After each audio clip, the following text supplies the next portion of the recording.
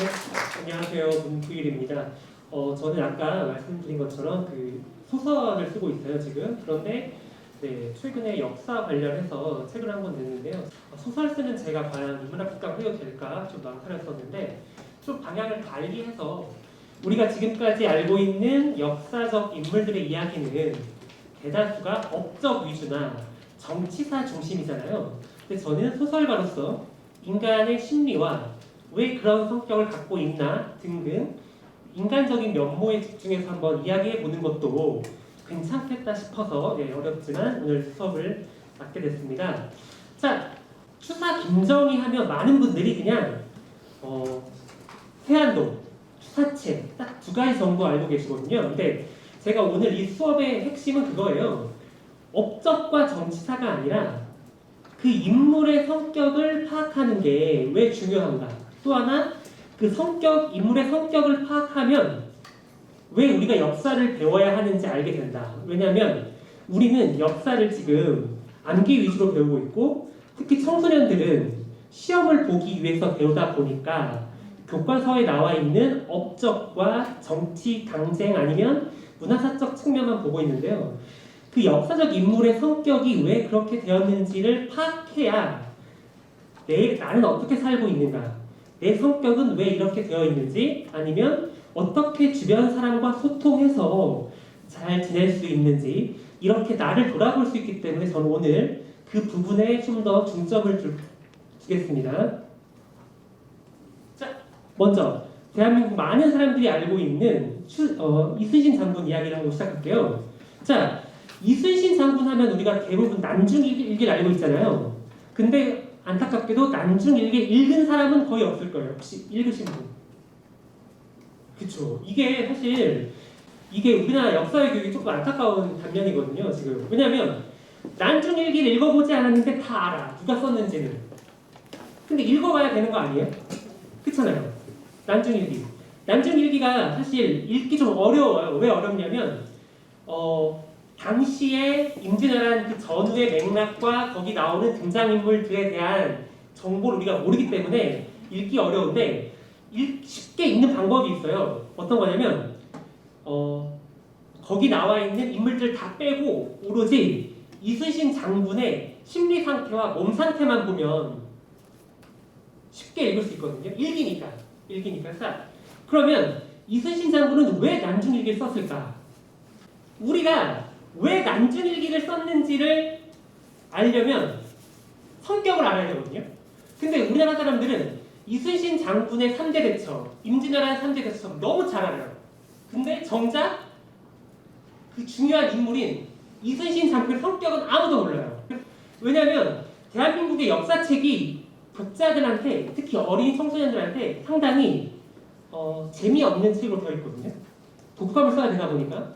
그 이유는 뭐냐면 우리나라 역사 서술이, 특히 인물사 서술이 너무 장점 위주로만 되어 있어요. 이게 완벽한 사람처럼 되어 있어. 딱 우리가 이순신 하면 이순신 장군은 24시간이 부족하게 국가만 생각하는 사람처럼 되어 있지 않나요? 캐릭터가? 사람이 그럴 수 있을까요?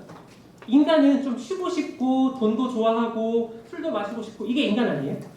그러니까 이런 인간의 진짜 면모를 그려야 독자들이 읽으면서 나도 이런데 공감하면서 빠져들 수 있거든요.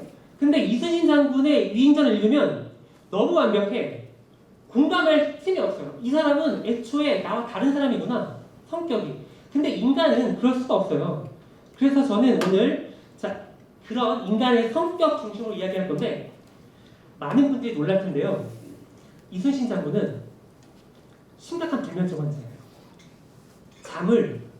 제가 난중일기 읽다가 깜짝깜짝 놀랐는데요. 과연 이 사람이 정상적으로 살 수 있을까? 이거는 본인의 일기니까. 우리가 일기라는 건 자기 검열을 안 하고 진심을 털어놓은 거잖아요. 이순신 장군은요 20일 동안 잠을 못 자요. 근데 잠만 못 잔 게 아니고 잠을 못 자면 몸이 좋겠어요? 땀을 이불이 다 젖도록 흘려요. 왜 그런지 모르겠는데 건강이 되게 안 좋은 사람이고요.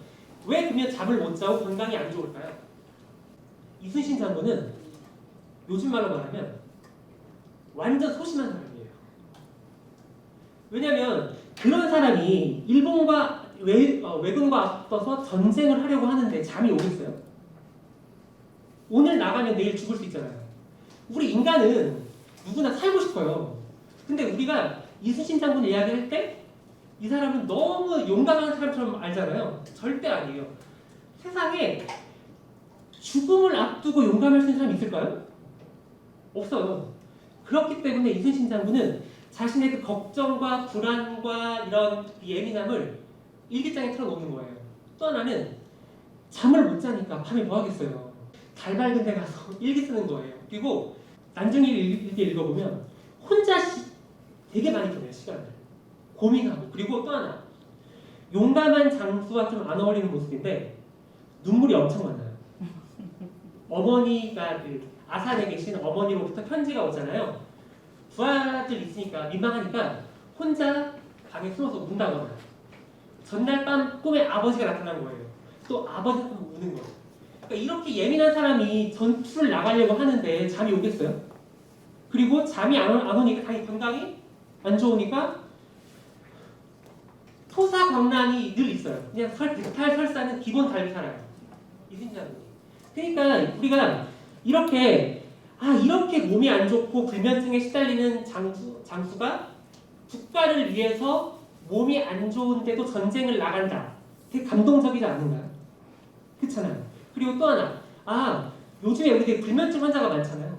그런 사람이 이순신 장군의 난중일기를 읽으면 이순신 장군의 새로운 면모를 알게 되면서 좀 더 공감할 수 있는 거예요. 이게 역사예요. 또 하나 이순신 장군은 남을 너무 배려 많이 하세요. 부하 직원에 무슨 일이 있으면 다 챙겨주시고요. 그리고 전쟁이 날 거라는 예상을 하고 미리 다 성곽을 미리 보수하고. 그러니까 요즘 말로 말하면 예민하기 때문에 더 철저한 사람. 사실 소심하다는 건 부정적인 거고 긍정적으로 본다면 철저할 수 있거든요. 소심하기 때문에. 그러니까 내가 요즘에 너무 소심하다는 평을 받고 있는데 이순신 장군의 난중일기를 읽거나 삶을 알면은 내 소심함이 단점만 있는 건 아니구나. 어떻게 보면 장점이 될 수 있다라고 또 위로를 얻을 수 있어요. 그러니까 어쩌면 우리는 이런 부분에서 역사를 배우는 거예요. 단순하게 이순신 장군의 업적을 암기하고 어디 가서 아는 척 하려고 하는 게 아니라 그 사람과 호흡하면서 난 어떻게 살고 있는가. 혹시 주변에 불면증 환자가 있다. 이런 마음이겠구나 라고 한번 또 배려할 수 있고, 또 이게 지금 우리 사회에 가장 부족한 소통을 하는 기본 바탕이잖아요. 어떻게 보면 역사는 남을 이해하고 내 자신을 알기 위한 가장 기본적인 텍스트다. 근데 우리가 지금까지 역사에서 그거를 다 빼버리고 정치사와 업적 중심으로, 만약에 앞으로 계속해서 역사 교육이 이렇게 진행이 된다면 그거는 되게 잘못된 방향으로 가고 있다. 이제 시대가 바뀌었기 때문에 역사 단편적인 지식이 아니라 전체 흐름의 맥락을 이해하는 게 더 중요하다는 것. 네. 자, 그러면 우리 오늘 주인공인 추사 선생님 만나보겠습니다. 자, 추사 김정희는요, 중요한 게 경주 김씨예요. 이게 되게 중요한 부분입니다. 뒤에 계속 나올 텐데 이게 추사 김정희한테 영광과 함께 영욕을 가지고 오는, 그리고 당연히 유명한 것처럼 7살 때 이미 글씨에서 워낙 천재적인 두각을 보였죠. 박제가 아시죠? 박제가가 훗날 추사 김정희의 또 인생에 크게 영향을 끼칩니다. 그리고 그 경주 김씨는 영정조 당시 정치적인 스펙트럼에서 노론 벽파에 속하거든요. 남인과는 정반대예요. 근데 남인의 거두, 정조가 신임했던 체제공이 지나가다가 그 문 앞에 붙여있는 입춘대길이란 그걸 보고서 온 거예요. 누가 썼느냐? 했더니 이거 우리 막복 꼬마가 썼다. 했더니 이런 말을 한 거예요. 이 아이는 반드시 명필로 세상의 이름을 날릴 터이나 만약, 이게 중요합니다. 글씨를 잘 쓰면 운명이 기구해질 테니 절대로 붓을 잡게 하지 마시오. 만약 문장으로 세상에 나서면 꼭 크게 귀한 사람이 될 것이다. 자, 여기서 문장은 과거 시험 말하는 거예요. 그 위에 이게 포인트인데, 글씨를 잘 쓰면 운명이 기구해질 테니 이게 무슨 의미일까요? 글씨를 잘 쓰면 왜 운명이 기구해질까요? 그러니까 이게 이제 추사 김정희의 성격과 연결이 되는 부분인데요. 추사 김정희가 여기 보시면 영조의 부마 월성이 김한신의 증손이에요. 이게 누구냐면 그 영조의 딸하고 김한신이 결혼을 했어요. 둘 다 일찍 죽어요. 그래서 자식이 없었어요. 그래서 양자를 입적하고 또 양자를 입적해서 증손으로 김정희가 이제 그 집에 들어가는데, 그러니까 김정희는 원래 운명대로라면 그 집에 들어갈 상황이 아닌 거죠. 근데 양자를 거치면서 김한신의 증손이 되는데 이게 포인트예요. 영조의 사위이기 때문에 경제력이 얼마나 좋겠어요. 사위가 되면서 김한신이 지금 정부청사 이쪽 광화문 그 뒤쪽에 거대한 저택을 물려받아요. 이제 거기를 월성이 궁이라고 하는데, 자 양자로 들어갔는데 이제 문제가 생기기 시작해요. 김정희가 11살 때 친할머니가 돌아가세요. 그리고 같은 해 양아버지, 큰아버지인데 이제 양부니까 돌아가시고, 사촌형이 돌아가시고, 할아버지까지 그 11살 때 다 돌아가세요. 이게 지금으로 봐도 되게 충격적인 일인데 당시는 3년상을 했잖아요. 3년상을 하는데 한 해에 지금 몇 분이 돌아가신 거예요, 집안에. 그리고 더 중요한 건 이제 12살에 그 소년이 대가문 월성이 궁의 주인이 된 거예요. 한번 생각해보세요. 12살인데 그 어마어마한 예산의 그 많은 재산과 또 월성이 군까지 본인이 다 책임지게 된 거예요. 그 다음에 15살 때 이제 한산희 씨와 혼인을 해요. 자, 또 이제 시작돼요. 다음에 16살 때 친어머니가 돌아가세요. 그러니까 지금 보시면 3년상 끝나자마자 또 돌아가신 거예요. 그리고 5년 뒤에 15세 결혼했던 한산희 씨가 세상을 뜨고, 또 하나 중요한 포인트, 자신이 정말 지지했던 박제가가 사망합니다. 박제가는 귀향을 갔다가 너무 고생을 해서 일찍 세상을 떠나거든요. 그리고 또 그 다음에 큰어머니가 돌아가세요. 그러니까 추사 김정희는 사춘기 동안 장례식밖에 안 치른 거예요. 이게 요즘 같아도 힘든데 당시 사회에서 장례식이라고 하는 건 특히 양반가잖아요. 보통 양반가도 아니고 경주 김씨의 월성이라고 하는 그 당대 최고 파워 엘리트의 경제력까지 갖고 있는 집안에서 12살짜리가 집안의 주인이 되어서 10년 내내 장례를 치른다는 건 엄청난 일이에요. 지금도 힘든 일인데 당시에는. 그래서 결국 21살 때 친아버지와 본인만 남는 상황이 된 거예요. 의지할 데 없이. 자, 이게 지금 되게 중요한 부분인데요. 우리가 살면서 성적을 높이는 것보다 가장 어려운 일이 뭔지 아세요? 자기의 성격을 아는 게 제일 어려워요. 난 왜 이런 성격이 됐을까? 혹시 생각해 본 적 있어요? 자, 심리학자들이 말합니다. 성격은 타고난다. 부모로부터 물려받는다. 첫 번째. 두 번째, 물려받지 않더라도 어린 시절 가장 많이 접촉한 사람은 부모겠죠. 환경에 따라서 성격은 많이 좌지우지됩니다. 자, 어떤 심리학자는 이렇게 말합니다. 우리의 일생은 10살 때부터 16, 그 6년 동안에 모든 게 결정된다. 가치관, 경험, 성격 등등등. 왜냐하면 17 넘어가면 이미 성인으로서 거의 완성이 됐기 때문에 그 이후의 거는 크게 영향을 미치지 않는데요. 물론 뭐 미칠 수 있겠죠. 그러니까 자 보시면 이 추사 같은 경우도 이 11살 때부터 10년 동안의 이 죽음을 목격하면서 겪은 게 뭐겠어요? 죽는다는 건 뭘까요? 산다는 건 무엇일까? 우리가 그것도 50도 아니고 10살짜리가 삶과 죽음을 고민하는 시점에 오게 돼요. 이게 제가 볼 때 김정희의 일생을 좌지우지하는 핵심. 자, 지금 추사 같은 경우도 이 어린 시절에 이게 장례식을 매년 진행한다는 게 엄청난 긴장감을 주는 일이잖아요. 그 스트레스 이런 것들. 그리고 또 하나 얼마나 외롭겠어요. 매년 장례식을 하고 매년 돌아가시고 그걸 지켜본다는 게 쓸쓸한 풍경. 그거를 견디는 가장 좋은 방법이 창작활동이에요. 집중할 수 있고 또 자신의 그런 부정적인 에너지를 가장 활성화시킬 수 있는 게 창작이거든요.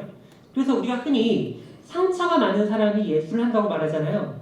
그 상처라고 하는 부정적인 에너지를 긍정화시키면서 발전해 나가는 부분이 예술활동이에요. 큰 자산이에요. 그게 아마 김정희가 만약에 10년 동안에 이런 걸 겪지 않았다면 이렇게까지 예술가로서 두각을 나타내기 어려웠을지 몰라요. 이게 10년 동안의 이 트라우마가 큰 게 차지하고요. 또 하나는 당시 명문가 선비들은 과거 시험에 합격해서 입신양명하는 게 가장 원탑이잖아요. 추사는 그 길을 가지 않습니다. 왜냐하면 어린 시절부터 삶은 무엇이냐? 왜 사람은 죽어야 될까? 죽은 다음에 무엇이 될까? 이 고민을 하지 않겠어요? 근데 죽어서 무엇이 될까? 그 내세에 대해서는 유교는 답하지 않습니다. 아시겠죠? 불교와 기독교는 종교만 답하거든요. 김정희는 아마도 그 삶과 죽음에 대한 질문을 종교에서 얻었을 거예요. 불교에서. 김정희는 말년에 강남에 있는 봉은사 지금 거기에 거의 살다시피 하면서 불교와 친분을 나타내거든요.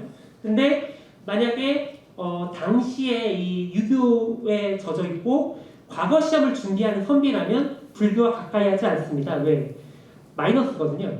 불교와 틀어나는 건. 근데 김정희는 그런 거 상관없이 과감하게 불교와 가까이 지내면서 자신의 작품 세계를 더 깊게 만드는데 제가 볼 때 이렇게 과거 준비가 아니고 예술, 글쓰기와 그림 그리고 또 불교에 전념하게 된 거는 10년 동안의 이 집안의 이 많은 죽음을 본 까닭이 아닐까 싶습니다. 자, 김정희가 20살이 됐을 때 친아버지 김노경이 과거 시험에 합격해요.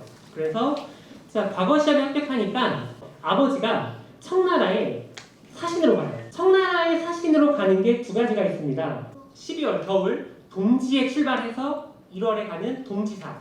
동지사로 가는 게 너무 가고 싶어요. 선비들이. 왜냐면 그때는 우리나라가 외국에 나갈 수 있는 길이 유일하게 청나라 가는 것. 근데 우리가 병자호란을 겪고 청나라가 세워졌잖아요. 그 이후에. 근데 그 직후에는 청나라 사신으로 가는 걸 되게 싫어했어요. 선비들이. 왜냐면 오랑캐잖아요. 또 하나 병자호란 때 조선을 쑥대밭으로 만든 적국에 가서 문화적으로도 발달하지 않은 오랑캐한테 인사를 한다는 게 내키지가 않잖아요. 그래서 안 가려고 했는데 청나라가 오랑캐에서 문화 강국으로 발돋움해요. 근데 보시면 그 중국의 핵심이 되는 그 시기가 청나라 걸륭제, 옹정제, 강희제인데 이 걸륭제 때 세계 최고의 문화 사업을 일으켜요. 그게 뭐냐면 사고전서를 만들어요. 이 사고전서가 8만여 권의 책을 정리한 사업인데 대규모 문화 사업을 시작한 거예요. 사고전서. 이게 중요한 게 또 뭐냐면 사고전서라는 걸 하기 위해선 그 옛날 중국에 있는 많은 문헌들을 다 정리해야 될 거 아니에요. 그러면서 자료를 찾고 그 내용이 맞는지 틀린지 확인해야 되고 또 하나 자료가 없으면 비석에 세워져 있는 글자들을 탁본을 떠서 확인해야 될 거 아니에요. 더 중요한 건 뭐냐면 학자들이 그 한자의 뜻을 알기 위해서 맥락을 이해하기 위해서 공부를 엄청나게 열심히 합니다. 이게 사고전서거든요. 그러니까 지금 청나라가 우리가 오랑캐인 줄 알았는데 이 사고전서까지 8만 권의 책을 정리해서 만든 걸 보고 선비들이 깜짝 놀란 거예요. 그때부터 야 우리 한번 청나라에 가보자. 또 하나는 북경에 가면 그 유명한 유리창 거리라고 있어요. 거기 가면 전 세계 모든 책이 다 들어와 있는 거예요. 그러니까 조선에 있는 선비들, 특히 정조는 사신들한테 이 책을 구해오라고 목록을 줘요. 가서 구해와라. 왜? 자기 못 가니까. 그만큼 청나라의 문화 파워는 이제 세계 최고가 된 거예요. 이 사고 전서랑 해서 연결해서 하면 그 정조가 사신한테 사고 전서 한지를 구해오라고 해요. 그러니까 이거는 즉 정조가 사고 전서가 뭔지 몰랐던 거예요. 사고 전서는 100권짜리 시리즈가 아니에요. 그냥 광명시에 있는 도서관 3개를 가져와야 되는 거예요. 책이 너무 많으니까. 이게 보통 사업이 아니에요. 그러니까 청나라가 오랑캐 문화에서 벗어나서 이제 세계의 경제력을 바탕으로 문화 파업까지 자랑하는 이 단계에 오른 거예요. 그러면서 조선 선비들이 이제 너무 가고 싶은 나라가 된 거예요. 가서 배우자. 근데 가기가 쉽지 않죠. 왜냐면 그 연줄이 있어야 알 수 있으니까. 자, 정사, 부사 이런 관리들은 나라에서 임명하고요. 자제 군관이라 그래가지고 따라가는 사람이 있어요. 이 사람들은 그 정사나 부사들이 임명해 주는 거예요. 그러니까 자기 자제나 제자를 데려가는데 김노경이 가게 되면서 따라서 아들인 김정희가 따라가게 되거든요. 근데 특히 김정희는 청나라를 너무 가고 싶어 했어요. 왜냐면 스승인 박제가 때문이에요. 박제가가 유명한 서울이에요. 서울. 그래서 박제가가 되게 똑똑한 사람인데 서울이다 보니까 과거 시험 볼 수가 없잖아요. 그래서 되게 가난했어요. 어떻게 보면 조선시대 이 서울제도는 너무 가혹한 제도예요. 자기 아들인데 양반가 아들인데 재산도 안 주고 심지어 재산날 못 봐요. 아버지 재산날. 엄청 충격적인 제도예요. 그렇게 가혹해요 우리나라가. 근데 이 박제가가 성격이 엄청 까칠해요. 근데 제가 볼 때 그것 또한 박제가가 살아온 삶이 늘 핍박과 무시와 경제적인 빈곤과 되겠냐고. 그냥 까칠하겠죠. 근데 박제가가 우리가 알고 있는 정조의 규장각에 들어가요. 검서관으로. 근데 문제는 너무 힘들다. 일이. 책을 너무 많이 봐야 돼. 검서관의 역할이 뭐냐면 책들을 다 찾아서 목록을 정리하고 잡지, 그때 말로 정규직이 아니죠. 당연히 과거를 안 봤으니까. 근데 박제가가 이제 어떻게 하다가 자신의 작품이 청나라에서 인기 탑이라는 걸 알게 된 거예요. 그러니까 청나라가 좋아질 거 아니에요. 왜냐면 나 조선에서 서울 출신이라 내 걸 아무도 인정 안 해주는데 갑자기 듣도 못한 청나라 가서 막 자기 작품이 있다고 하니까. 또 하나 청나라는 서울에 대한 이런 차별이 없었나 봐요. 근데 박제가가 자제 군관으로 청나라를 가게 됩니다. 봤더니 진짜 자기가 인기가 많은 거예요. 그렇게 잘 쓴다고. 근데 그 중에서 이제 뒤에 나오는 강덕량이라는 사람이 있어요. 강덕량. 근데 그 강덕량이 코가 추사예요. 추사. 추사 김정희한테 추사예요. 강덕량하고 되게 친해진 거예요. 근데 이제 돌아왔고 박제가가 이제 청나라의 그런 발전된 모습을 보면서 우리가 이거를 보면서 조선의 문제를 기억하자라고 하는 북학운동을 시작해요. 그러니까 이게 아까 제자였던 추사 김정희한테 당연히 연결이 되겠죠. 그래서 이제 추사가 청나라에 갑니다. 그렇게 만나고 싶어 했던 완원이라는 사람이 있어요. 완원. 만나서 호를 짓죠. 자기를 호를 완당이라고. 또 하나는 옹방강이라고 있어요. 이 사람이 되게 중요한데 이 옹방강을 만나면서 추사는 본인의 그런 글씨 솜씨를 청나라에 다 알리게 되는 거예요. 이제 이 또 옹방강이 아까 말했던 사고 전서의 편집 같이 했던 학자예요. 이 사고 전서의 핵심이 우리가 흔히 들었던 고증학이에요. 당시 조선의 유교의 스타일은 성리학이잖아요.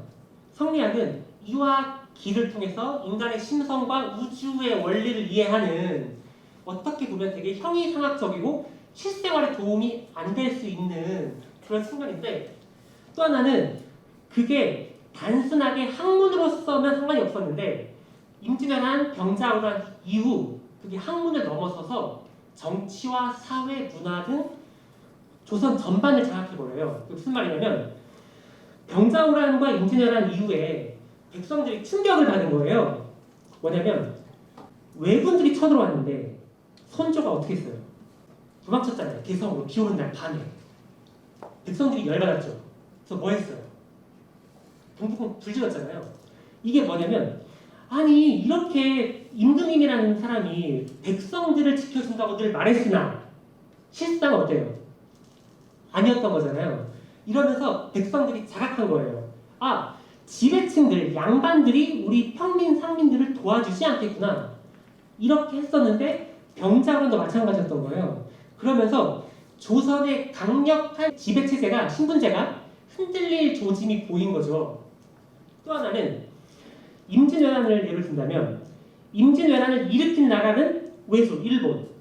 그리고 조선이 전쟁터였고 명나라가 참전하는 형식이었는데 전쟁터, 쑥대밭이 된 조선은 안 망했어요. 유지가 됐어요. 일본은 정권이 바뀝니다. 중국은 명나라에서 청으로 교체됩니다. 아이러니한 하잖아요. 왜 쑥대밭 제일 피해가 많은 조선은 그대로 유지되느냐. 여기에 성리학이 도움이 된 거예요. 왜냐하면 성리학이 신분제, 남녀차별, 남자와 여자 역할이 다르다. 임금과 백성의 역할이 다르다. 이런 약간 신분제 강화에 도움이 된 거예요. 그래서 그때부터 여성은 정절을 지켜야 한다라고 하면서 막 삼강행실도 이런 게 막 나오는데, 그러니까 완전 사회가 조선 전기보다 완전히 사회가 보수화되고 극단화되기 시작한 거예요. 왜냐하면 지배층 입장에서는 이 사회 시스템을 유지를 해야 되기 때문에 이렇게 되고 있었는데, 그러다 보니까 조선 사회에서 성리학에 대한 염증이 되게 심해진 거예요, 이제. 그리고 우리가 알고 있는 조선이라는 나라는 어쩌면 임진왜란을 전후로 나뉘어요. 자, 이제 추사 김정희가 청나라에 가서 인정을 받고 돌아왔단 말이에요. 그 옹방강 선생한테 고증학을 배워서 온 거예요. 그래서 와서 이제 본인도 시작을 합니다. 그 유명한 북한산 진흥왕 순수리가 있잖아요. 이게 원래 워낙 오래된 비석이고 거기에 이끼가 많이 끼니까 글자가 안 보였어요. 그래서 몰잡이였는데 사람들이 말하기를 저게 무학대사 빌 거다라고 했던 거예요. 근데 김정희 선생은 또 갔다 왔잖아요. 고증학 대가한테 가서 다 확인했더니 중요한 건 뭐였냐면 거기 적힌 한자는 읽을 수 있는데 문제는 1800년대 한자와 진흥왕 순수리 새길 때 한자가 내용이 바뀌었어요. 맥락이 다르잖아요. 그거를 하기 위해서는 역사책을 다 찾아야 되는 거예요. 신라시대 때 썼던 언어, 관직 이러면서 우리가 흔히 모르시는 분들은 추사 김정희가 탁본을 잘 뜨는 사람으로 알잖아요. 탁본을 잘 뜨는 게 중요한 게 아니라 어떻게 해석할 것이냐. 그러면서 추사 김정희는 지금으로 말하면 고고학자가 된 거예요. 내용을 다 파악할 수 있는 거예요. 이것만 한 게 아니라 이제 경주에 가서 문무왕비 다 확인하고, 중요한 건 문화재에 대한 개념이 여기가 없었잖아요. 조선시대. 그러니까 이제 김정희가 이게 되게 중요한 비석이다라고 해서 어디 잘 보관해라라고 다 이렇게 하고, 또 하나는 진흥왕 순수비의 하나죠. 황초령비 또한 김정희가 다 연구해서 이제 발표냅니다. 그러니까 지금 김성희가 했던 게 핵심이, 만약에 성리학에 빠져 있다면 안 할 거예요, 이거를. 근데 아까 말했듯이 청나라에 가서 고증학 대가한테 배워왔잖아요. 그러면서 진짜 다 고증을 하는 거예요. 일일이 역사적으로 맞는지 틀린지. 이렇게 되다 보니까 실학의 핵심인 실사구시로 이어져요. 당연하겠죠. 스승들이 박제가 북학 쪽이니까. 이러면서 약간 사회의 새로운 패러다임? 성리학, 과거 시험만 해서 오로지 문장을 암기하고 이런 사회에서 이제 진짜 자료를 찾고 분석하고 해석하고 결론을 내리는 지금의 방식의 공부 형태로 나아가는 이제 김정희가. 또 하나는 옹방강이 우리나라 이 비석에 깊은 관심을 가진 게 이건데요. 김정희가 이렇게 비석을 탁본을 뜨다 보니까 경주에서 왕이지 아시죠? 그 왕이지의 글씨체를 발견해요. 비석에서. 그러니까 중국에서 최고로 치는 그 서예가가 왕이지인데 중국에도 왕이지 글씨체가 안 남아 있었던 거예요. 근데 조선 경주 비석에 왕이지 글씨체를 집자 아시죠? 왕이지가 쓴 책에서 글씨를 따서 비석에 새긴 집자한 게 발견된 거예요. 그러면서 옹방강이 엄청나게 이제 브라보를 외치죠. 우리가 그렇게 얻기 어려웠던 또 하나 이게 추사체 연구하는 데 도움이 됩니다. 김정희 입장에서 그 근본이 있었으니까 이게 모두 고증압, 실사구시의 그 개념을 가지고 발로 뛰면서 기석을 다 닦고 하면서 만든 만약에 성리학에 몰입이 됐다면 이런 걸 하지 않았어요. 왜? 그냥 경전 암기하고 과거 시험 봐서 편하게 살 수 있는 길 있잖아요. 돈 많고 능력 되고 흔히 말하는 금수저인데 이 추사 김정희는 보통 금수저가 아니라 거의 다이아몬드 수저인데 성격이 어땠을까요? 거의 원탑이야 국가에서. 어떨까요? 성격이. 우리 그 유명한 말 있잖아요. 소년 등과 불행하다고 들어보셨죠? 젊은 나이에 등과 과거에 합격하면 끝이 안 좋다고. 왜냐면 사람은 단계를 거치면서 사람들하고 소통하고 좌절하고 겸손하고 이런 과정을 거치면서 인간이 성숙해 가는데 어느 날 갑자기 점프한 거예요. 성숙을 못한 거예요. 우리 추사가 아까 말한 거 있죠. 이거 글씨를 잘 쓰면 운명이 기구해질 테니 절대로 붓을 작게 하지 마시오. 이거 뭔 뜻인지 아시겠어요? 이제? 뭘까요? 선생님 뭘까요? 네네, 교만하고 그 교만함이 사람의 인생을 망칠 수 있다라고 하는 예언적인 부분이었던 거예요. 저게. 이제 가뜩이나 내가 조선에서 우리 집안 잘 살고 돈 많고 글씨 잘 쓴다라고 어깨에 힘을 주고 있었는데 북경 갔더니 당대 최고 석학인 완원 선생과 옹방강이 불러서 넌 정말 최고야라고 해줬어요. 어떨 것 같아요? 가뜩이나 자신감이 넘쳐서 솔직히 좀 비호감이었대요. 당대. 왜냐면 겸손하지 않잖아요. 근데 플러스 알파로 해외에 갔다 왔잖아요. 어디? 그것도 해외에 가서 저기 변두리도 아닌 청나라 메인에서 인정을 받고 왔잖아요. KC에서 받고 왔으니까 말끝마다 이건 거예요. 아 이거 옹방강 선생님이 이렇게 말했는데 완원이 이렇게 말했는데 라고 하면 한 번도 안 가본 사람들이 대꾸할 수 있겠어요? 조선에 와서 학자들하고 뭐 논의할 때 다 이렇게 말하는 거예요. 그거 내가 봤는데 그거 아니야. 청나라에서 그거 인정 안 해줘. 모든 게 이제 그렇게 된 거예요. 그러니까 원래 까칠했는 데다가 청나라 갔다 온 다음에 더 비호감이 되는 안타까운 상황이에요. 자, 이제부터 추사가 약간 막말에 가까운 말들을 많이 해요. 남아 있는 거 역사예요. 원교 이광사라고 당대 유명한 서예가가 있었어요. 전라도 쪽에서 탑을 찍는 본인보다 나이가 훨씬 많고 돌아가신 분이었거든요. 뭐라고 말하냐면 원교는 붓 잡는 법과 먹 쓰는 법을 모른다. 어떻게 생각하세요? 이렇게 말하면 이게 막말 아닙니까? 비판이 아니야. 비판이. 또 당시에 글 잘 쓰기로 유명한 조희룡한테 조희룡이 양반이 아니고 중인이었거든요. 조희룡 같은 무리는 가슴 속에 문자향이 없다. 인정을 아예 안 한 거예요. 양반도 아니지. 그러다가 또 본인이 봤을 때 작품이 점점점이니까. 그리고 얼마나 이렇게 말하고 다녔으면 조선왕조실록, 순조실록에 나와 있는 거예요. 물론 이거는 반대파에서 안 좋게 쓸 수 있는데 중요한 건 뭐냐면 전혀 사실이 없는 걸 쓰지는 않았을 거라는 거예요. 보세요. 김노경의 요사스러운 자식 추사 항상 반론을 갖고 인륜이 허물어지는 것을 두려워하지 않았다. 자, 인륜이 허물어지는 게 뭐예요? 나이가 많든 그냥 막말하는 거예요. 비판하고 그냥. 근데 그게 근거가 없는 거예요. 네, 추사가 아까 말했죠. 경주 김씨였다고. 근데 이제 안동 김씨와의 패권 다툼에서 패해요. 그러면서 귀학을 갑니다. 제도로. 그때 일로 와요. 진짜인지 모르겠어요. 전주에서 16살 연상의 서예가 이삼만 선생을 만나요. 근데 이분도 당대 조선 3대 명필로 손꼽히는 분이셨어요.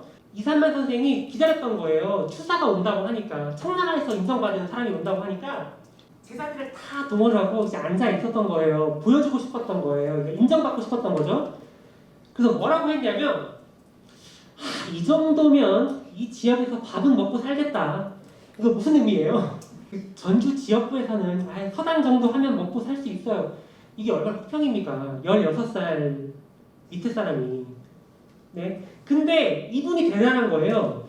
난리가 난 거예요. 그 밑에 제자들이 막 당장 때려잡자 할 거 아니에요. 근데 뭐라고 했냐면 이분이 대단한 거예요. 김정희는 글씨는 잘 쓰는지 모르지만 조선 붓의 해지는 멋과 조선 종이의 스미는 맛은 잘 모르는구나. 김정희는 이미 자기의 마인드가 청나라 기준인 거예요. 국제적 마인드. 그렇기 때문에 전주에서 활동하는 2, 3만 아유 향토식 작가, 배제 이런 마인드였던 거예요. 근데 2, 3만 선생은 기본적으로 우리의 문화는 우리가 바탕이 되어야 한다를 했던 거죠. 이게 어쩌면 이분이 더 대가일지도 몰라요. 또 이제 제주도로 기항 가는데 배를 타려고 해남 쪽으로 가다가 절친인 초이선사가 있는 대둔사, 지금의 대흥사예요. 거기에 갔더니 본인과 정치적 색깔도 달랐고 작품 세계도 달랐던 아까 말했던 원교 이광사 글씨가 딱 있는 거예요. 대흥고등 현판에. 꼭 가만히 있겠어요? 이 까칠하신 분이 야야 저거 떼어내 내가 써줄게. 그래서 딱 걸어요. 그러니까 이게 뭐냐면 문화예술은 어쩌면 각자 색깔의 소중함이 있거든요. 그 인정하는 게 시작이에요. 근데 내가 봤을 때 내 기준이 아니면 다 제외, 배제. 이거 되게 폐쇄적인 거고 어떻게 보면 정작 그렇게 말하는 사람의 작품 세계가 좋아질 수가 없어요. 왜냐면 장단점을 본 분이 있어야 되거든요. 작가는요. 근데 그런 거 없이 무조건 아웃. 내 기준이 아니면. 그러니까 이렇게 했으니 주변 반응이 좋겠어요. 자, 이제 이분이 끝판을 보입니다. 아까 말씀드렸잖아요. 불교에 귀했다고 제가 했죠. 그러다가 이분이 추사 선생이 제주도로 갔어요. 근데 그때 불교계의 원로가 백파선사였는데 자신의 절친이었던 초이선사가 젊은 소장 스님인데 논쟁이 붙은 거예요. 초이선사와 백파선사가. 그랬더니 또 추사 선생 입장에선 내 절친이 개입을 했으니까 또 가만히 있을 수가 없는 거예요. 또 본인도 자신감이 있으시니까. 그래서 백파선사가 쓴 책에 대해서 15가지로 비판을 해서 편지를 보내요. 이거 남아있는 편지예요. 20살 연상 백파선사한테 보낸 백파망증 15주. 아버지 뻘 되는 분한테 망증이래요. 망증. 어때요? 이건 지금 완전 불교계를 완전 무시한 거 아니에요? 이렇게 말하기 쉽지 않은데 이거 55살 때 이야기예요. 추사가. 어떠세요?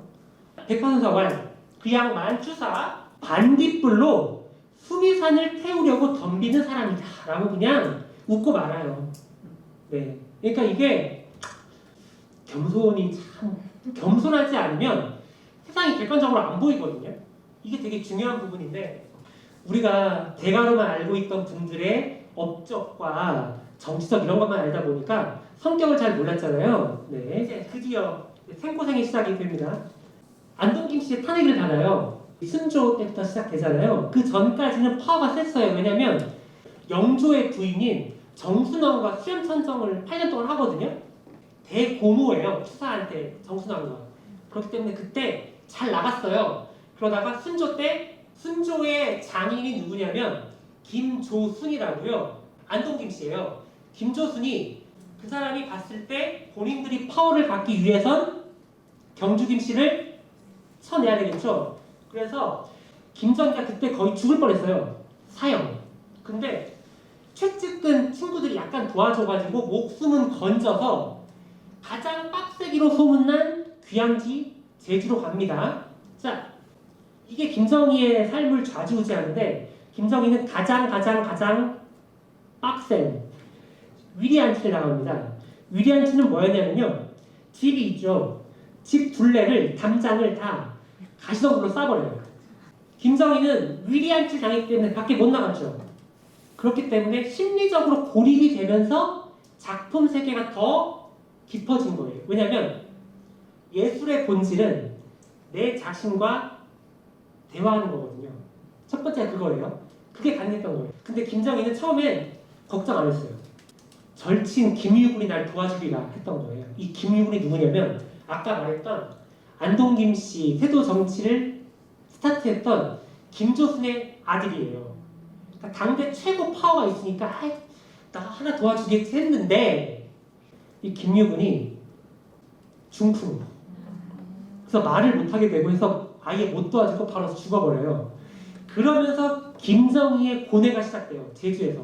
자, 추사가 유배의 고통을 이제 돌아보게 됩니다. 내가 서울에서 이 어깨에 힘 줬는데 내가 이렇게 막 글씨 잘 쓴다고 했는데 왔더니 아무도 안 도와주고 이런 사람들이 얼마나 그것도 말도 안 통하는 제주에 와서 고생했을 것 같아요. 제가 봐도. 그러면서 주변 관계도 돌아보고요. 이제 민중하고도 약간 소통하면서 서울이었으면 만나지 못할 그 서민층 제자들 또 만나게 되고요. 또 하나는 이게 제일 무섭대요. 언제 유배가 풀릴지 모르는 거예요. 우리가 지금은 죄인들이 딱 나오잖아요. 몇 년 형. 근데 그때는 왕마을이잖아요.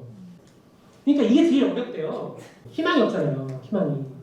자, 아까 말했지만 정약용 추사 허준 늘 유배 시간에 걸작들을 씁니다. 시간이 많고 또 자기한테 돌아볼 게 있으니까 중앙 정계에 있다면 매일 정치적인 거 술자리 다 나가야 되겠지만 그럴 수가 없으니까. 자, 또 하나 고통을 견디는 방법 중에 하나가 글을 쓰는 것. 난중일기 아까 말했죠. 안네 프랑크 안내일기, 백범일지. 추사가 이건 한 말이에요. 70평생에 벼루 10개의 밑창이 뚫리도록 먹을 갈았고 천자루가 몽당부시되도록 글씨를 썼다. 귀한 가사 열심히 했을 거예요. 왜냐면 시간은 많고 이 울분, 내가 지금 여기 왜 있어야 되나라는 울분이 쌓이는데 그리게 되는 거예요. 자, 이거 두 번째 부인 예한이 씨와 편지를 주고받아요. 되게 정이 두텁거든요. 자, 여기서 우리가 세계적으로 인정받는 명필대 학자도 결국 고통 앞에는 5살 꼬마와 다를 게 없다라고 하는 인간의 보편성을 느끼게 됩니다. 자, 서울서 내려온 장맛이 다 소금꽃이 피어 짜서 비위를 면치 못합니다. 빠른 인편을 얻어 내려 보내주어 달라고. 반찬투성이 좀 많습니다. 대가도 다 똑같아요. 사람은 결국 고통 앞에는 민어를 연하고 무름한 것으로 가려 사서 보내게 하십시오. 내려온 것은 살이 썩어 먹을 수 없습니다. 아내한테 보낸 게 대부분 반찬투성입니다. 이거 보면서 느껴야 돼요. 우리가 사람 위에 사람 없고 사람 안에 사람 없어요. 다 똑같이 누군가 죽어야 되고 그래서 너무 나보다 조금 못하다고 무시하고 이러면 안 돼요. 똑같아요. 인간은. 자, 그러면서 이제 벗을 만나요. 본인이 힘들 때 도와주는 게 진짜 벗 아니에요? 역관 이상적이라고 이제 책을 많이 보내오는데 이 역관 이상적이 무역산이에요. 그러니까 이제 역관의 능력에 따라서 잘만 하면 떼돈을 버는 거예요. 그래서 조선 후기 중인 계층들이 역관들이 거부가 돼요. 그리고 또 하나 청나라를 왔다 갔다 하면서 역관들은 돈이 많으니까 책을 사오겠죠. 그러면서 중인 역관들이 조선 사회의 모순을 알잖아요. 능력이 있지만 과거를 못 보는. 그러다 보니까 다른 양반들보다 일찍 세상에 대한 눈을 뜨는 거예요. 아, 서양은 이렇게 변하고 있구나. 신문제가 없어진다더라. 이러면서 개화파의 중심 멤버들이 역관들이에요. 오경석 이런 사람 다. 근데 이상적 같은 경우는 서울에 있을 때, 한양에 있을 때 추사한테 글씨를 배웠어요. 그래서 애제자인데 역관 이상적이 이제 뒤에 자세하게 얘기할게요. 그리고 제주에 온 선비들이 제주 역사에 되게 중요한데요. 선비들이 왔기 때문에 제주에 있는 가르칠 거 아니에요. 사람들을. 제주에 가면 오현고라고 있어요. 오현고등학교. 그 오현이 5명의 현인인데 귀한 온 사람들이에요. 와서 제주에 서당을 열고 서원을 열어서 학자들을 배출했기 때문에 그 오현이 거기서 온 겁니다. 그래서 제주에서는 유배인들이 되게 역사에서 중요한 위치를 차지해요. 되게. 자, 이제 중요한 세안도가 나오는데요. 자, 이 세안도가 그냥 그린 게 아니라 다시 또 옹방강 선생님 얘기를 해야 되는데 옹방강 서재에 갔을 때 언성도라는 그림을 본 건 아니고 언성도에 관한 글을 봤어요. 글 찬문. 근데 언성도가 뭐냐면 소동파라는 학자가 유배를 갔는데 그때 소동파가 집 옆에 있는 소나무를 갔대요. 그 소나무가 저게 고송 원계 전기호라고 오래된 소나무는 나뭇가지 비스듬히 들이우고 집에 기대어 있네. 본 적은 없지만 어떤 그림인지 머릿속에 아웃라인을 갖고 원래 있었어요. 또 하나 소동파도 귀향을 갔던 거죠. 본인도 귀향을 갔고 그러면서 이 세안도를 그리는데 그냥 한 건 아니고요. 아까 말했던 역관 이상적한테 선물로 주려고 그린 그림이에요. 그래서 이게 왜 세안도냐? 앞에 있는 두 글자만 따는 건 아시죠? 그래서 세안. 세안도에 뭐라고 적혀 있냐면 세한 연우지 송백지후조. 뜻은 뭐냐면 논어에 나온 건데요. 한겨울 추운 날씨가 되어서야 소나무 잣나무가 시들지 않음을 알 수 있다. 뭔 뜻이에요? 내가 힘들어 보니까 나의 절친이 누군지 알겠다. 황조 경세 문편을 보내왔어요. 이상적이 엄청 귀한 책인데 이거 저래서 책을 많이 보내왔는데 이 책이 정말 구하기 어려운 비싼 책인가 봐요. 하이라이트인가 봐요. 보내왔는데 고맙다. 세상의 풍조는 오직 권세와 이권만을 쫓는데 그 책들을 구하기 위해 이렇게 심력을 쏟았는데 권세가 있거나 이권이 생기는 사람한테 보내지 않고 이 바다밖에 별 볼 일 없는 나한테 보내줬다. 이게 적혀있어요. 그래서 내가 이 그림을 그려준다. 지금 추사는 그 많던 멤버들이 다 떠나간 거예요. 왜냐하면 귀향 왔다가 절친으로 지냈다가는 또 묶여서 그 사람도 귀향 갈 수 있거든요. 다 떠나버려요. 왕따 시켜버리는데 이 몇몇 멤버들이 배 타고 그 목숨을 걸고 제주까지 올 만큼 절친인 거예요. 오죽했으면 이 그림을 그려주겠어요? 어떠세요? 막 화려해요, 그림이? 쓸쓸하지 않아요? 그렇죠. 그리고 이제 추사가 유배살이를 하면서 그 파워 엘리트로서의 자신감, 자만감이 빠지기 시작해요. 예술에서 아까도 말했지만 자만이 있으면 예술은 추락하거든요. 근데 그게 빠지니까 걸작이 나온 거예요. 본인의 심정. 환갑이 됐는데 귀향살이 와서 혼자 이렇게 고생하는 그 마음을 이런 게 스며든 거고 제가 볼 때 또 하나는 이거. 제주의 거친 바람과 환경이 아니었으면 이 느낌이 살지 않아요. 이거는 제주도의 약간 그 스산한 겨울바람을 느껴본 바닷가 쪽에 느껴보면 이거 알 거예요. 이거는 어떤 느낌인지. 내가 일부러 이렇게 그린 게 아니에요. 제주라고 하는 그 백그라운드가 없었으면 그릴 수가 없거든요. 추사가 이 그림을 또 그린 이유가 있어요. 역관 이상적이 동지사로 북경에 가서 이 그림을 공개하길 바랬던 거예요. 이거예요. 야, 나 지금 촌동네 짱박혀 살지만 나 아직 안 죽었어. 이거를 되게 보여주고 싶고 인정받고 싶은 마음. 그건 다 인간의 똑같은 마음이잖아요. 청나라에 갔더니 환호한 거예요. 이렇게 옛날에 그 자만 넘치던 추사가 이런 그림을 그릴 수 있다니. 그러면서 청나라 유학자 16명이 제찬, 평가를 적어주는데 이 제찬이 들어가면서 70cm, 23cm 그림에다가 제찬 15m를 붙여요. 엄청 긴 그림이에요. 지금 원래는 작았으나 청나라 가서 받아온 제찬이 다 연결되어 있어요. 지금 어떻게 보면 청나라의 자신의 존재감을 좀 보여주고 싶은 마음도 있었겠죠. 자, 이 세안도는 이제 이상적이 자기 제자 김병선한테 줍니다. 또 김병선은 아들한테 넘기죠. 그러다가 그 추사의 작품 세계에 빠져든 일본인 교수가 그걸 확보해요. 그리고 일본으로 가져갑니다. 그 소식을 들은 손재영이 정말 몇 날 며칠을 조르고 이거 내가 연구하고 싶다라고 해서 받아왔어요. 원래 안 주려고 했는데 그 정성에 이제 받은 건데 문제는 그때 받아오지 않았다면 몇 달 뒤에 그 교수네 집에 폭탄이 떨어집니다. 전쟁 말기였기 때문에. 그래서 세안도도 같이 불에 타서 사라질 위기였는데 참 명작은 알아서 살아남죠. 이게 최근에 작년인가요? 재작년인가? 아무 조건 없이 소장가가 국립중앙박물관에 기증해서 이제 우리나라 전 국민의 작품이 되는데 참 이분도 대단한 것 같아요. 이게 돈으로 따지면 정말 무한금인데 안 받고 그냥. 자, 어떤 분은 그렇게 말합니다.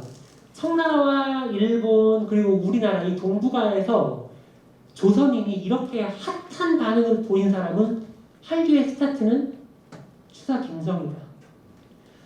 흔히 말하는 추사체, 사실 저는 서예 모르기 때문에 그거에 대한 얘기 못하겠고요. 왜 추사체가 완성됐는가에 대해서 많은 분들이 의견이 많아요. 근데 제가 봤을 때는 예술이라는 건 기본 기를 가지고 거기에 자신의 색깔을 드러내야 명작이잖아요.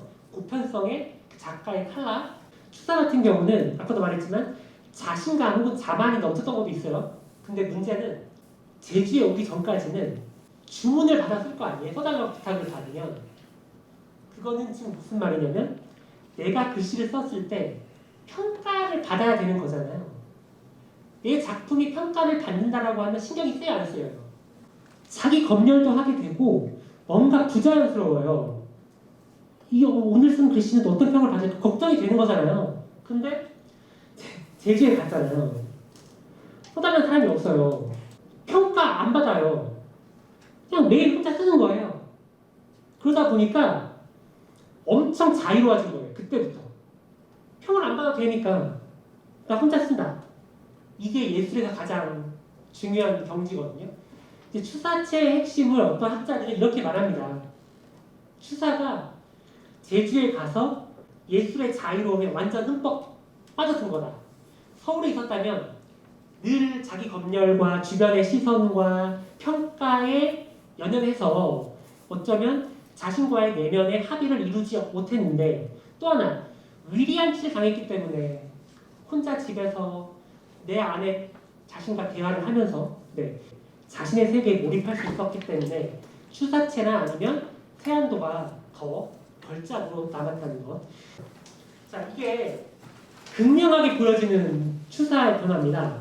자, 첫 번째 거는 이게 아까 그 문제에 원두 이광사 글씨를 떼어내라고 한 대둔사에 그걸 떼어내고 그 옆에 있는 극락전에 써준 거예요. 첫 번째 거.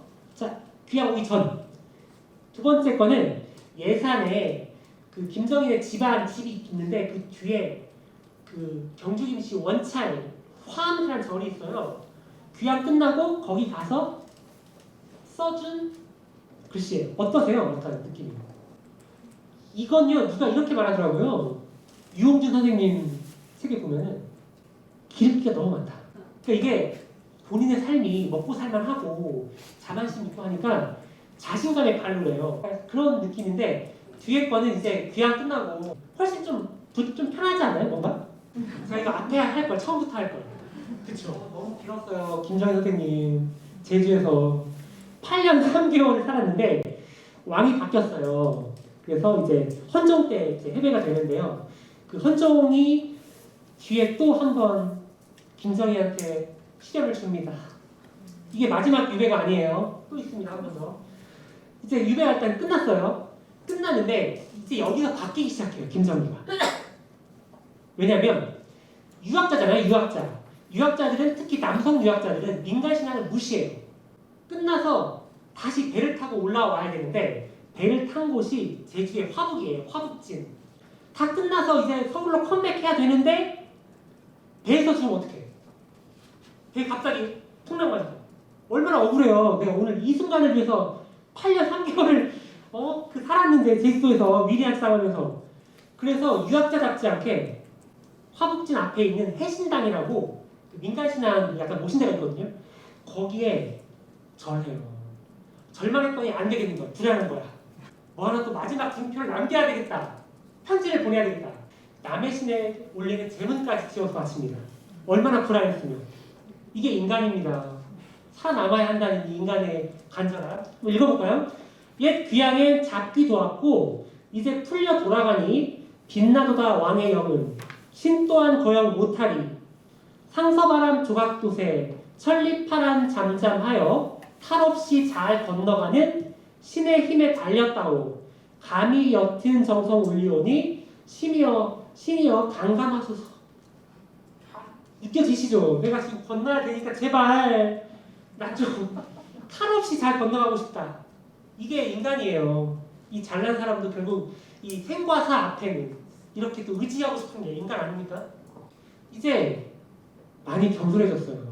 추사 선생이 8년 3개월 동안 고뇌의 시간을 견뎠더니 자 다시 그 루트로 올라가는데 대둔사에 갔어요. 그래서 물어봤어요. 초이 선사한테. 그 지난번에 원교 선생의 그 대우보전 현판 어디 갔냐더니 원교가 창고 어딘가 있을 거다 했더니 야, 그거 빨리 가져와. 다시 걸어라. 네. 두 번째, 이제 전주를 지나다가 이산만 선생의 묘소에 가서 또 절을 하죠. 본인이 얼마나 민망했겠어요. 내가 그 치기 어렸던, 사실 치기 어릴 나이는 아니거든요. 50 넘었기 때문에. 근데 어쨌든 이 추사가 말년에 결론을 내렸어요. 이런 순박하기 그지없는 아름다운 분에게 내가 왜 그랬던가. 창암은 창암대로, 원교는 원교대로 나름의 한생이 있고 그들 나름의 성취가 있음을 왜 몰랐을까? 원교 창암의 글씨에 배어있는 향색은 그 나름의 미적 가치다. 창암이 이산만 선생님이에요. 그러니까 이제 인정을 한 거예요. 아, 각자의 가치가 있고 장단점이 있다. 받아들여야 한다. 어쩌면 그 제주에서 이런 마음의 변화가 왔기 때문에 그게 세안도와 추사체에 반영이 되면서 글씨체가 변하는 거. 그래서 이게 지금 이 현판이 그 문제의 현판입니다. 글씨 괜찮지 않아요? 내가 볼 때 제 눈에 그런데 이거 깨라고 하셔가지고. 근데 안타깝게도 추사 김정희 선생이 써놓은 현판은 없나 봐요. 지금 기록에. 같이 있었다면 비교해보면 좋았을 텐데 그런 생각이 듭니다. 이게 마지막입니다. 이게 걸작이에요. 이 글씨 어떠세요? 이게 지금 추사체의 거의 마지막 돌아가시기 전에 쓴 거거든요. 추사 선생이 이거 잘 보셔야 돼요. 마지막에 깨달은 돌아가시기 전에 남긴 글씨인데 자신의 인생이 압축돼 있어요. 이게 지금 우리한테 전하는 메시지가 너무 많고 우리가 이런 걸 알기 위해 역사를 배우는 거예요. 정치사 이런 거 암기하는 게 아니라 추사가 국경에 몇 번 갔다 왔냐 이런 게 중요한 게 아니라 이거를 보기 위해서. 자, 이게 대팽하고 위에 고해란에서 유명하게 대팽고해라고 알려져 있거든요. 두 개만 읽으니까 대부분 뭐냐면 추사가 행복이란 이런 것이다라고 남긴 글이에요. 대팽 두부 과강채. 푸짐하게 차린 음식은 두부와 오이, 생강나물. 이거면 좋다. 두 번째, 가장 좋은 모임, 만남은 부부, 아들, 딸, 손자가 모인 자리. 더 말하면 가족과 모인 자리에서 두부, 오이, 생강 등 소박한 밥상이 있어도 행복하다라고 그 대한민국 최고의 파워 엘리트면서 동북아에서 인정받았던 거장이 남긴 돌아가시기 직전에 남긴 행복론. 어떠세요? 이거 어쩌면 이 단출한 두 문구를 얻기 위해서 추사는 70평생을 살았는지도 몰라요. 그러니까 우리가 그 마지막에 인생이란 행복이란 이런 것이었구나라고 그 돈 많은 거, 부귀영화, 어쩌면 세상의 평가 이런 것 부질없고 내 곁에 있는 최측근과 한 끼 고기 아니고 소박한 밥상에도 행복하다라고 추사가 남겼다고 할 수 있겠습니다. 이게 감동 아니에요? 네, 저만 감동이에요? 근데 정말 이게 추사가 귀향사 이것도요. 그 전에 북청에 1년 동안 또 귀향을 또 가요. 네. 그러면서 더 깨달은 거예요. 인생이라는 게 예측할 수 없구나. 본인은 제주에 그 8년 3개월이 마지막 귀향인 줄 알았는데 또 갔다 온 거예요. 1년 동안 북청까지. 북청은 제주와 정반대 함경도 너무 추워요. 영하들 20도만큼. 극단과 극단을 왔다 갔다 하시면서 깨달은 결론. 이거 한번 마음속에 담고 사시면 좀 더 마음의 여유를 갖지 않으실까 생각이 듭니다. 네, 여기까지 마치겠고요. 고생하셨습니다. 감사합니다.